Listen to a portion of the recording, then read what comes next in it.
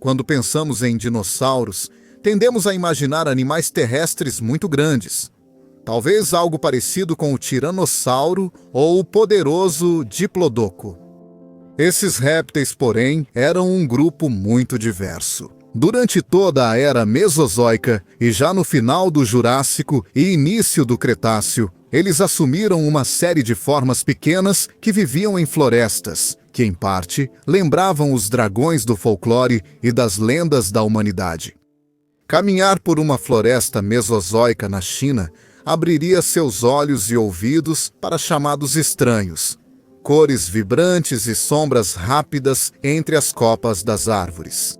No vídeo de hoje, vamos conhecer alguns desses animais espetaculares dentro desses grupos, os scansauriopterígidos e dromiosauros que subiram nas árvores e, em alguns casos, nos céus. Vamos abordar esses animais, espécie por espécie, examinando o que torna esses pequenos dragões emplumados únicos e importantes dentro do registro fóssil.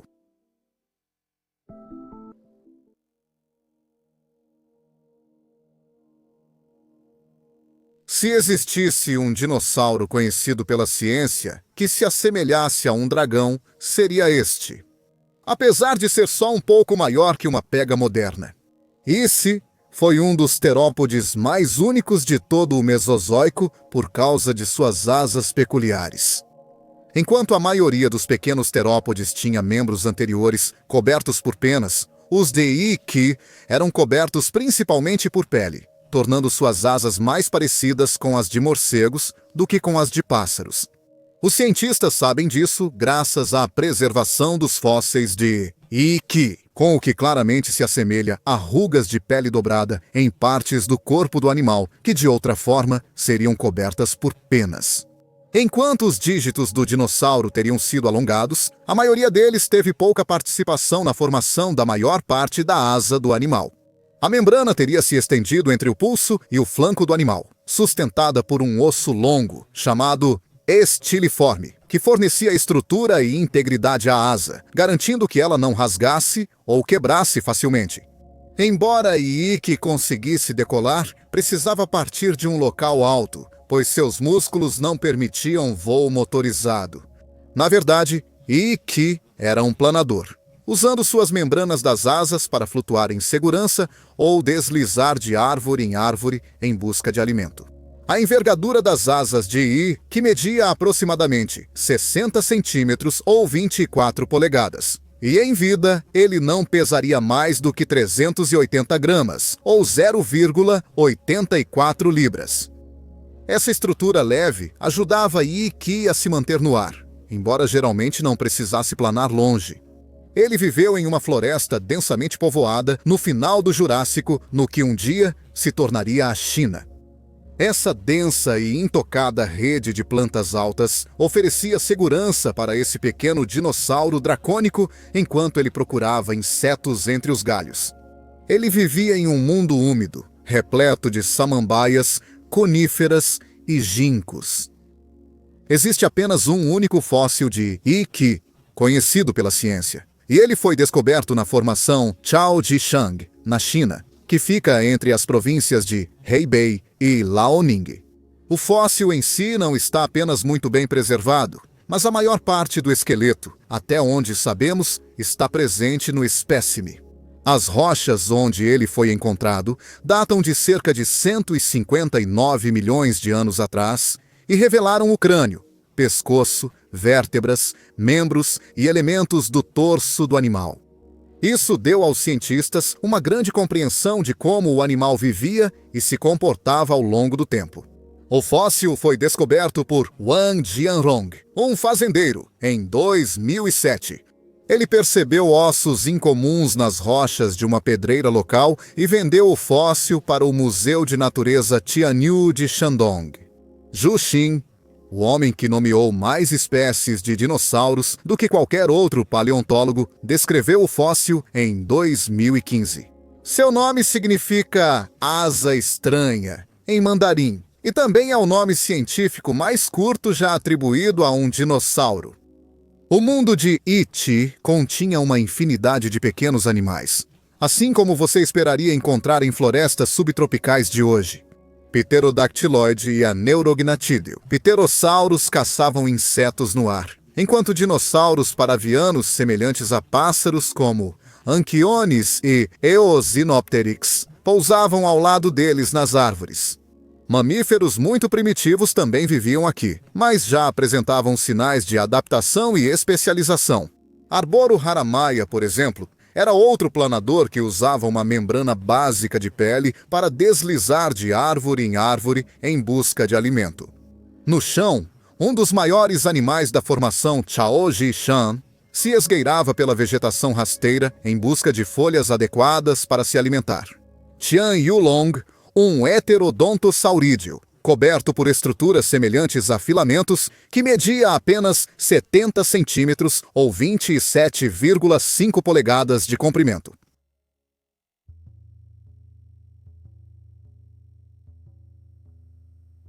Avançando no tempo para 120 milhões de anos atrás, nos encontramos mais uma vez nas florestas da China.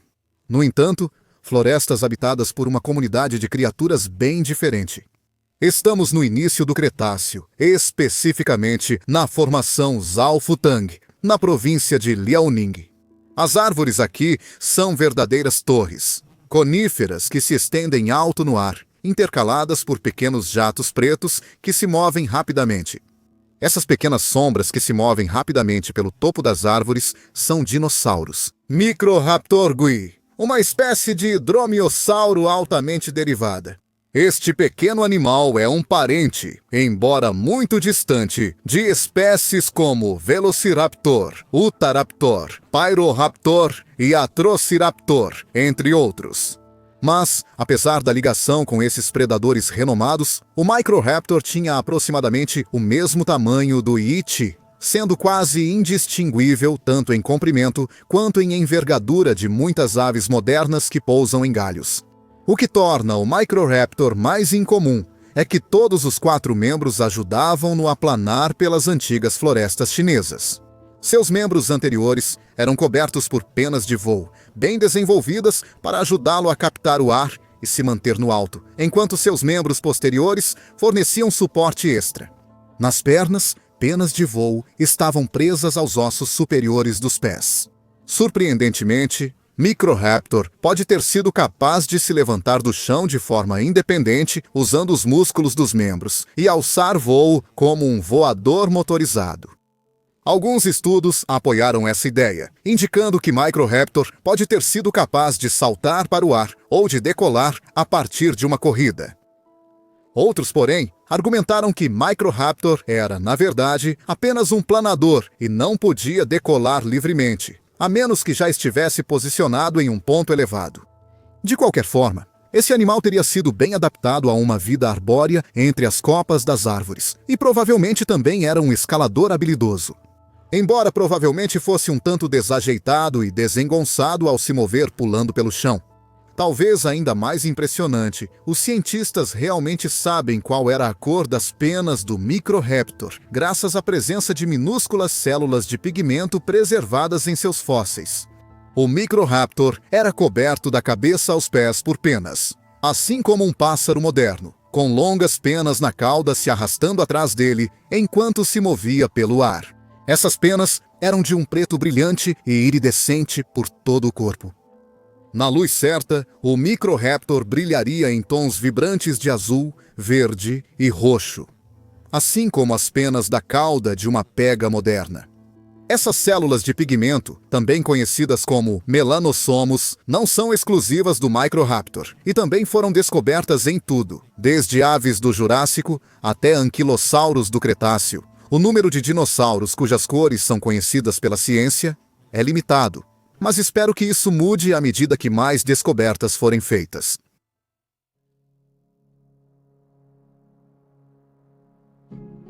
Ainda na China, mas de volta ao Jurássico, encontramos o Epidexipteryx, um parente do Yiki, que media mais de 25 centímetros de comprimento.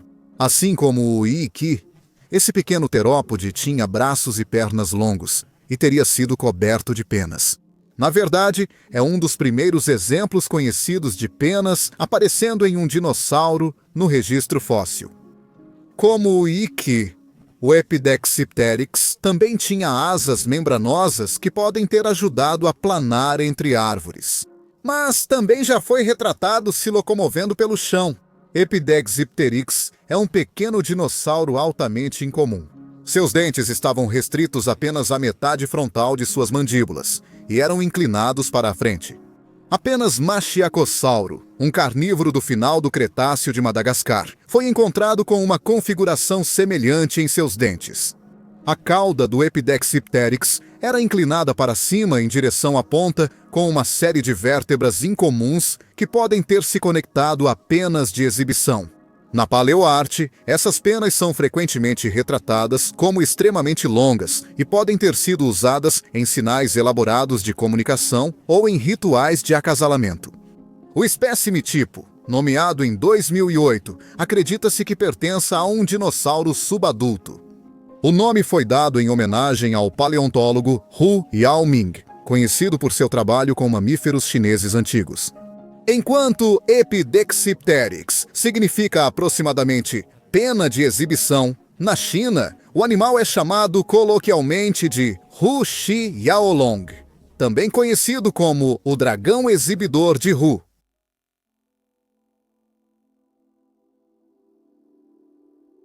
É difícil imaginar um dinossauro não aviano do tamanho de um pardal, mas é exatamente isso que era o nosso próximo pequeno dragão mesozoico. Parente tanto de Iki quanto de Epidexipteryx, Scansauropteryx era um terópode arborícola que também possuía uma asa membranosa para planar em cada um de seus braços. Seu terceiro dedo era alongado, o que pode ter ajudado a sustentar a membrana em uma das extremidades do membro. Mas até o momento, não há evidências de um osso estiliforme longo para sustentar a membrana. Scansauropteryx foi nomeado em 2002, quando seus restos foram obtidos de comerciantes privados de fósseis. Assim, os cientistas não sabem exatamente onde na China esse animal viveu. Mas a formação Daohugou, na Mongólia Interior, é o local mais provável. Assim como Iki, esse animal viveu no final do Jurássico, especificamente entre 165 e 156 milhões de anos atrás. A ornamentação da cauda do Scansauropteryx está bem preservada, e esse dinossauro provavelmente usava suas penas alongadas da cauda para exibição para membros da mesma espécie. A cauda terminava em um leque elaborado de penas, que pode ter sido de cores vibrantes. Em vida, era usada para passar sinais através do bando ou para atrair um parceiro. Como outros Scansauropterígidos, esse animal era totalmente coberto por penas, exceto provavelmente na asa, que como Iki pode ter sido outra membrana de planagem. Scansauropteryx, apesar do seu tamanho, provavelmente era incapaz de voar. Mas ele seria capaz de escapar rapidamente pela floresta densa quando fosse perseguido por um possível predador, ou se avistasse comida em uma árvore vizinha. Como os membros anteriores do Scansauropteryx eram muito maiores do que os membros posteriores, os cientistas sugeriram que seus braços desempenhavam um papel enorme em manter o animal seguro durante toda a sua vida. Quando estivesse em perigo, ele conseguiria facilmente subir rapidamente pelo tronco de uma árvore para se proteger, talvez usando seus dedos como ferramentas de forrageamento para encontrar insetos para comer.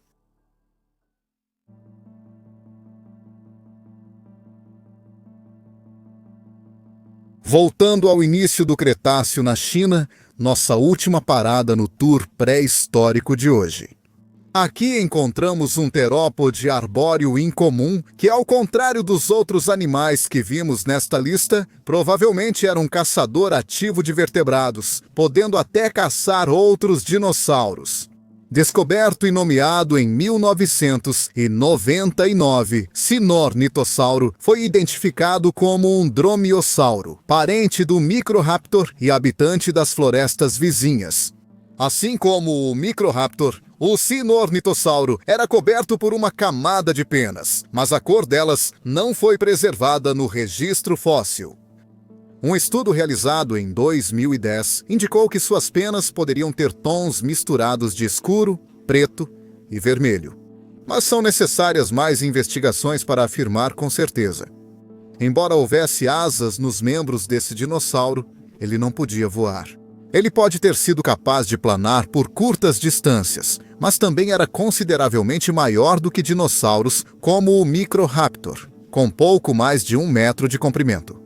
Sinornitossauro revolucionou a ecologia dos dinossauros em 2009, quando M.P.U. Gong e sua equipe propuseram que ele poderia ter uma mordida venenosa.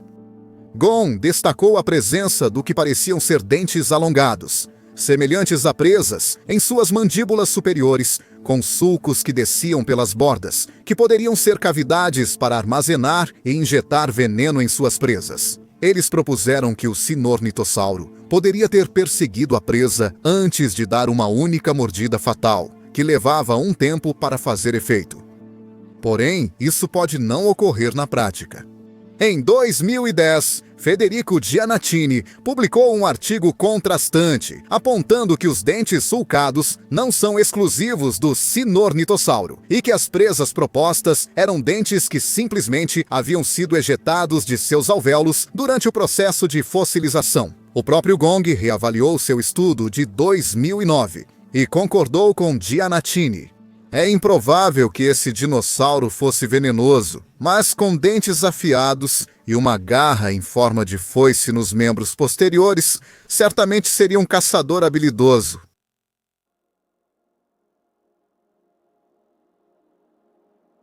Embora nossos dragões pré-históricos não sejam os monstros gigantescos que o folclore nos fez conhecer e amar, eles eram animais impressionantes, mesmo assim.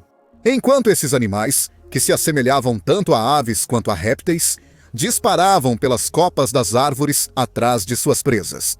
Com certeza teria sido difícil para qualquer teórico viajante do tempo não compará-los aos dragões e serpentes da mitologia.